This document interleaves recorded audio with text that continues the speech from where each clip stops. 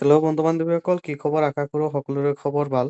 বন্ধু-বান্ধৱীসকল, তোমালোকক সকলোকে স্বাগতম জনাইছোঁ আমাৰ এই চেনেলত। বন্ধু-বান্ধৱীসকল, তোমালোকৰ বাবে আকৌ বহুত কেইটা পোষ্ট লৈ আহিছোঁ, য'ত তোমালোকে তোমালোকৰ যোগ্যতা অনুসৰি আবেদনখন কৰিব পাৰিবা। মানে তোমালোকৰ GNRC মেডিশ্বপৰ পৰা তোমালোকৰ বহুত কেইটা পোষ্ট মুকলি কৰিছে, য'ত তোমালোকে আবেদন কৰিব পাৰিবা। ইয়াতে আবেদন কৰাৰ কাৰণে তোমালোকৰ কি কি যোগ্যতা লাগিব বা তোমালোকৰ বয়স কিমান হ'ব লাগিব বা তোমালোকৰ কি কি ষ্টাডি কৰিব লাগিব, এই সকলোবোৰ ইয়াতে আমি আলোচনা কৰিম। তো বন্ধু-বান্ধৱীসকল, আহা আমি ভিডিঅ'টো আৰম্ভ কৰোঁ।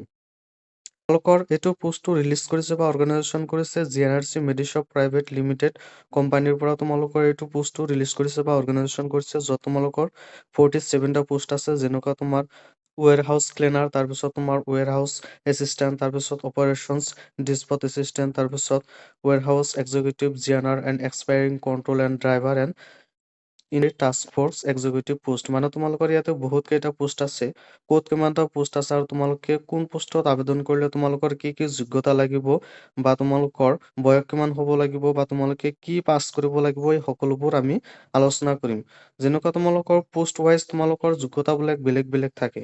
এতিয়া আমি পোষ্টৰ বিষয়ে অলপ আলোচনা কৰোঁ। তোমালোকৰ ৱেৰ হাউচ ক্লিনাৰ য'ত আছে, তাত তোমালোকৰ জাষ্ট পুৰুষেহে আবেদন কৰিব পাৰিব। ইয়াতে কোনো ধৰণৰ ফিমেলে আবেদন কৰিব নোৱাৰিব। আৰু তাত তোমালোকৰ পোষ্ট আছে এটা, আৰু ইয়াতে যদি তুমি আবেদন কৰা তেতিয়াহ'লে তোমালোকৰ বয়স তোমালোকৰ 35, তোমালোকৰ 18 বছৰ আৰু মেক্সিমাম 35 ইয়াৰ্ছ হ'লে হৈ যাব।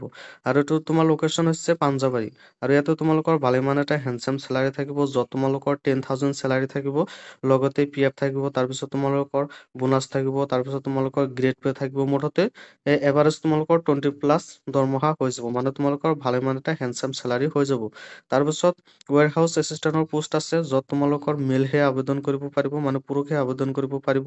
ইয়াতে যদি আবেদন কৰে তেতিয়াহ'লে 10টামান পোষ্ট আছে, আৰু তোমালোকৰ ইয়াতে বয়স মেক্সিমাম 30 আৰু মিনিমাম তোমালোকৰ 18। আৰু যদি এডুকেশ্যন কোৱালিফিকেশ্যনৰ বিষয়ে আলোচনা কৰোঁ তেতিয়াহ'লে তোমালোকৰ হাই ছেকেণ্ডেৰী পাছ কৰিলেও হৈ যাব। মানে হাই ছেকেণ্ডেৰী পাছ কৰিলে তোমালোকে ইয়াতে আবেদনখন কৰিব পাৰিবা। আৰু ইয়াতে যদি আবেদন কৰা তেতিয়াহ'লে তোমালোকৰ ভালেমান এটা হেণ্ডচাম চেলাৰী থাকিব, য'ত তোমালোকৰ 1,000 টকা চেলাৰী থাকিব, আৰু লগতে তোমালোকৰ বোনাছ থাকিব, তাৰপিছত PF থাকিব। মুঠতে তোমালোকৰ বহুত কেইটা বোনাছ বা তোমালোকৰ PF ECIs যোগ কৰি 20,000+ তোমালোকৰ দৰমহা হৈ যাব। তাৰপিছত ডিছপট এছিষ্টেণ্টৰ পোষ্ট আছে, য'ত তোমালোকৰ মেলহে অনলি আবেদন কৰিব পাৰিব। ইয়াতে তোমালোকৰ পোষ্ট আছে 10টা, আৰু তোমালোকৰ মেক্সিমাম এজ হৈছে 30, মানে 30 বছৰৰ ওপৰত হ'লে আপোনাৰ নহ'ব। আৰু ইয়াতে এডুকেশ্যন কোৱালিফিকেশ্যন মাত্ৰ 10 পাছ, মানে আপুনি যদি 10 পাছ কৰিছে তেতিয়াহ'লে এইটো জব আপোনাৰ বাবে। আৰু এইটোৰ লোকেশ্যন হৈছে পাঞ্জাবাৰী। আৰু ইয়াতে তোমালোকৰ হেণ্ডচাম চেলাৰী দিয়া আছে 10,000, আৰু তোমালোকৰ বোনাছ থাকিব, তোমালোকেতো এইবিলাক জানাই। তাৰপিছত ৱেৰ হাউচ এক্সিকিউটিভ, য'ত তোমালোকৰ মেল আৰু ফিমেল দুয়োৰে আবেদন কৰিব পাৰিব, য'ত তোমালোকৰ পোষ্ট আছে 5টা, আৰু তোমালোকৰ মেক্সিমাম এজ হৈছে 30। আৰু তুমি যদি ইয়াতে আবেদন কৰা তেতিয়াহ'লে তোমালোকে হাই ছেকেণ্ডেৰী পাছ কৰিব লাগিব, আৰু তোমালোকৰ লগতে 1 বছৰৰ পৰা 2 বছৰ তোমালোকৰ GRN বা GRN এণ্ড এক্সপায়াৰি মেনেজমেণ্টৰ তোমালোকৰ 1 বছৰৰ পৰা 2 বছৰ এক্সপিৰিয়েঞ্চ থাকিব লাগিব, তেতিয়াহে তুমি ইয়াতে আবেদনখন কৰিব পাৰিবা। আৰু ইয়াতে তোমালোকৰ চেলাৰী থাকিব 13,000, লগতে বোনাছ, তাৰপিছত PF থাকিব, তাৰপিছত গ্ৰেড পে থাকিব। অলমষ্ট তোমালোকৰ বহুত ভাল এটা হেণ্ডচাম চেলাৰী হৈ যাব।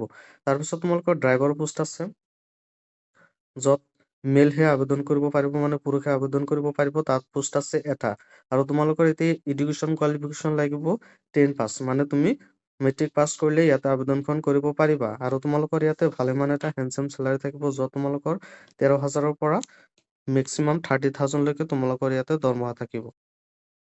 ইনভেন্টৰী টাস্ক ফ'ৰ্চ এক্সিকিউটিভ, য'ত তোমালোকে পুৰুষেহে আবেদনখন কৰিব পাৰিবা। আৰু তোমালোকৰ ইয়াতে পোষ্ট আছে 10টা, আৰু তোমালোকৰ বয়সৰ সীমা হৈছে 30। আৰু যদি তুমি ইয়াতে আবেদন কৰা তেতিয়াহ'লে তোমালোকৰ মিনিমাম গ্ৰেজুৱেট পাছ কৰিব লাগিব, তেতিয়াহে তুমি ইয়াতে আবেদনখন কৰিব পাৰিবা। তাৰপিছত তোমালোকৰ আৰু এটা ইয়াতে গুৰুত্বপূৰ্ণ কথা কৈ দিছে, তোমালোকৰ 2ৰ পৰা 3 বছৰলৈকে তোমালোকৰ ষ্টক অডিট এণ্ড ষ্টক ৰ বিষয়ে তোমালোকৰ অলপ এক্সপিৰিয়েঞ্চ থাকিব লাগিব। মানে তোমালোকৰ এইটো ষ্টৰৰ বিষয়ে অলপ তোমালোকৰ নলেজ থাকিব লাগিব, তেতিয়াহে তুমি ইয়াতে আবেদনখন কৰিব পাৰিবা। ইয়াতে তোমালোকৰ চেলাৰী থাকিব 14,000+। আৰু তোমালোকৰ ষ্টৰ চেলছ বয়ৰ আৰু বহুত কেইটা পোষ্ট আছে, য'ত তোমালোকৰ পোষ্ট আছে 10টা, আৰু তোমালোকৰ ইয়াতে হাই ছেকেণ্ডেৰী পাছ কৰিলে তুমি ইয়াতে আবেদনখন কৰিব পাৰিবা। আৰু তোমালোকৰ ইয়াতে 11,000 প্লাছ তোমালোকৰ দৰমহা থাকিব।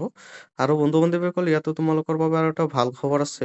তোমালোকৰ ইয়াতে কোনো ধৰণৰ ফিজ কাটিব নালাগিব। মানে তোমালোকে ইয়াতে যদি আবেদন কৰা তেতিয়াহ'লে তোমালোকৰ কোনো ধৰণৰ ড্ৰাফট কাটিব নালাগে। জাষ্ট তুমি আবেদন কৰিলেই হৈ যাব।